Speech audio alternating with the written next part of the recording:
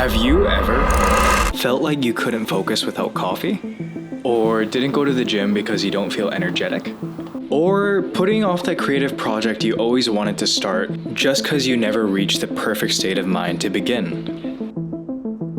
Basically feeling like your conditions aren't perfect and translating that to, I can't do what I should be doing. I've definitely thought and used all of these excuses before, and the older I get, the more convincing these thoughts become. But would you believe me if I said that your brain is playing a trick on you?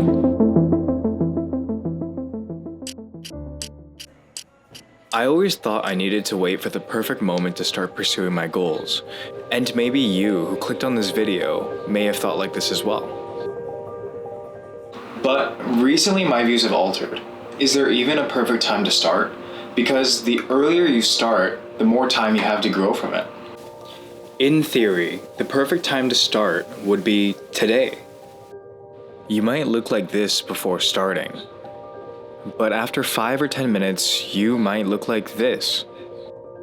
Because the only way to get over your fear of starting is to take the first step and rolling with that momentum.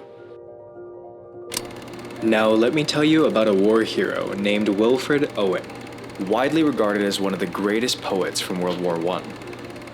He was moving through trenches and hearing horror all around him, yet throughout all the terrors of war, he still produced some of the best poetry of that time. Take a second to think about that. In the heat of war, Wilfred Owen still managed to write beautifully expressed poems onto paper. What I'm trying to say is not that we have to be world-renowned war hero poets, it's that if he can work on his creative passions in the war zone, we can definitely set aside time to start pursuing our creative or professional goals. However, like you, I've definitely had the feeling that I needed my conditions to be perfect to get started as well. Let me tell you a story. Back when I was in university, I would often think, you know what? I'm just not in the right mood to write this paper. Sure, once in a while that makes sense.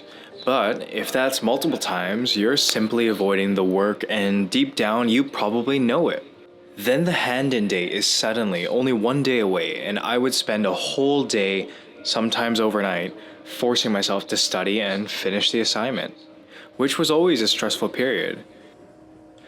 Listen, writing essays was not my passion, which is one of the many reasons I dropped out of university. However, the process of writing that paper would have been so much better if I had started earlier than I did, slowly chipping away at the project rather than doing it all within 24 hours. My personal passions consist of storytelling and anything involved with cameras, so after starting this channel, my passion for it only continues to grow.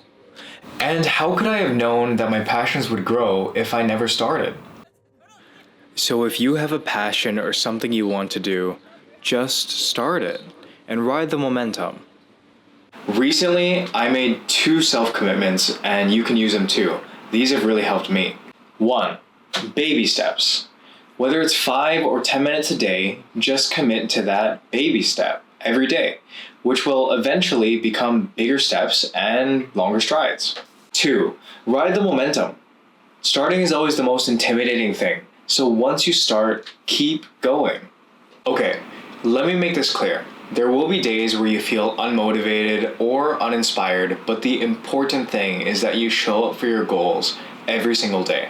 Sometimes I feel uninspired to create videos, but once I sit down and start working on things, more often than not, I get back into my groove.